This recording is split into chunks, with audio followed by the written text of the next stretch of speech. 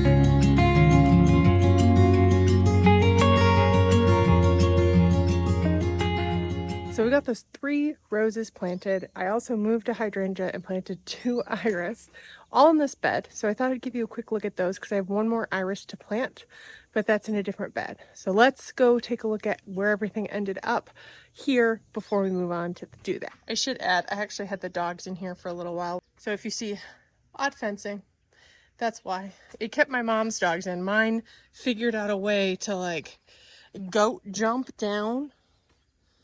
Only my dogs. And it was Mia. Maisie stayed close. Mia was goat jumping all around and not really listening because she loves chasing things and she doesn't like boundaries. Anyway, focusing on the plants up here. This is where the rolled doll rose ended up. This one I had to make sure to plant extra deep because it had such a long neck. I think when I introduced these roses, I have one of these I planted in the yard at my house, and I talked about where I actually have to go back and put it a little deeper to prevent root rot. When you have roses that are bare root, and I don't know if you saw with basically all of them, I only planted these up about a month ago, so they put on a little root growth, but not much at all. So they basically, the root balls fell, well, the soil actually fell apart when I was planting them, which made it a little easier. Not a big deal, and they're still healthy. They'll be fine. I added some more Biotone starter fertilizer. so they should bounce back quickly. But it has had a really long neck. And what you want to do is think about it once this full bush appears. This rolled doll gets like, I think 3 to 4 feet tall and wide. So if it's in full glory here, and with the wind we get off the water, if it's just got that little neck anchoring it, it can move in the wind, which disturbs the roots and eventually will kill the plant. So made sure to make this nice and deep, right at the right level. You probably saw I had a cane out so I could see everything. That's the rolled doll. This is the poet's wife. We decided to put it in the ground. Both of them get 3 to 4 feet tall and wide, so I think that'll be a really pretty peachy apricot-y, and this will be a brilliant yellow that's highly fragrant. We did have the mini mauvet hydrangea here, and I didn't move it far. I just popped it over there. It's going to get a little bit less sun there, but I think that'll be a really pretty ball. It also, I think, gets about 3 feet tall and wide. So it's not going to block any additional view, and it'll help fill in this space that was usually taken up by the crocosmia that we pulled out of here. You may have seen I also filled a hole. This is one of the iris I planted. This is a rhizome my mom actually bought off of Etsy earlier this year called a Grateful Red Iris. It will get about 36 inches tall. It has a really pretty red bloom that I think won't clash with too much in this area. I don't know. I think the iris, it's not going to bloom this year, but I think it'll probably bloom before the mauvet, and it will just be ending when this starts or thereabouts is kind of my best guess. But we've now got more space that we can fill out. Originally, I'd been thinking to plant the third rose we got here, but my dad pointed out I'm not sure it's going to get quite enough sun. So we ended up planting it right over there. This is where that rose ended up. It's kind of hard to see, but I tucked it in right in this rockery. This is the Princess Alexandria of Kent that can get 4 feet wide and 5 feet tall. This spot we think will get 5 to 6 hours, so not a ton of sun. A little scant. It'd be better if it was 6+. I'm gonna watch it because my dad thought 5 hours, I thought 6. And I think what's nice though is it will get a powerful, it's overcast right now, but it'll get a powerful shot of afternoon, evening sun. So I think it'll do well here. Without that slightly scanter side, what that might mean is it might not get quite as tall. It also probably won't produce quite as many blooms. But I'm thinking it'll get just enough sun. And if it does get the full 5 feet here, that's okay, because this is like on a slight slope. It'll still be a beautiful thing to fill out this rockery. And now we have a ready-made ground cover right here. So that's what that guy is. And then this right here is where I planted another iris. Last year when we got our Shriner iris, we planted 2, 1, 2, and we actually planted a third somewhere around here. It didn't make it. It was chewed on by something and then rotted. So I decided to replace it over here with this raspberry swirl iris my mom bought off of Etsy. This is a really pretty bicolored one that I'll pop a picture up on the screen that also gets about 34 to 36 inches. So I think it'll be really pretty and stand out against some of the hostas and other things we have in this area.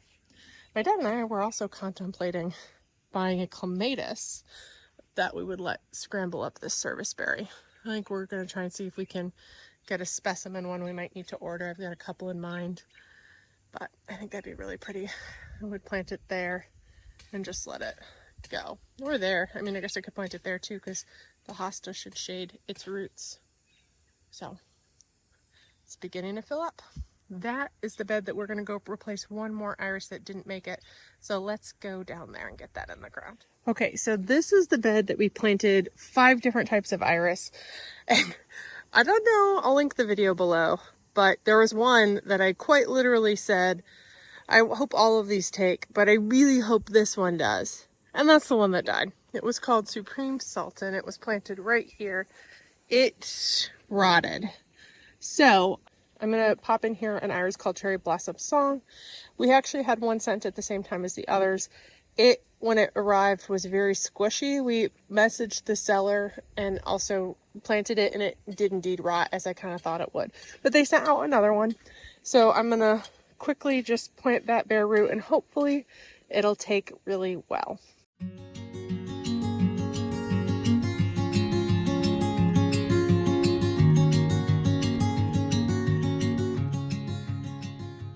All right, so that's in the ground. I did end up planting the one that rotted. It's not like completely soft. I moved it far enough away that if it did rot, it wouldn't affect the other tuber we got. I don't think it's coming back, but I have nothing to lose by sticking it right next to it. So that's exciting. That fills out that bed. This one will get 36 inches tall and is a mid-season bloomer. So that originally when we planted this, we did early to mid, mid, late to mid, late. So it would have been better if we had a late to mid to late bloomer, but I think it's nicer to have an iris there than not. And this is a really pretty one that was actually the whole reason my mom placed an order in the first place, because it's like a gorgeous bicolored one with apricot and purple. So I'm really thinking this new tuber looks great, and hopefully it'll take. I'm gonna actually water in and then sprinkle all of them with some Keep Away, repels all, hoping that that will keep rodents away and they get a chance to root in well. Thank you guys so much for joining me in this video. We got a lot of things across the finish line that you've seen me plant up in other pots, and we've got a lot of other things going on. You can see right behind me that my brother and dad are working on our vegetable garden, which I think you've already seen that video, but it's all happening. I'm actually going to plant some stuff in it tomorrow, so I'm very much excited for that. And we've got a lot of great things coming up at the cottage. We still have 2 more roses, climbing roses that we need to get planted. And I'm thinking that might be in a video you see in the next 2 to 3 weeks. So slowly but surely, all the things we have that are supposed to get in the ground are getting in the ground. And I just can't wait to see them start to take off. But if you like this video, please make sure to hit that thumbs up button and subscribe so you can watch these plants and all the garden's glories, both here at the cottage garden and my city garden as well, throughout the full season. I really appreciate you joining me, and I can't wait to see you in the next video. Bye-bye.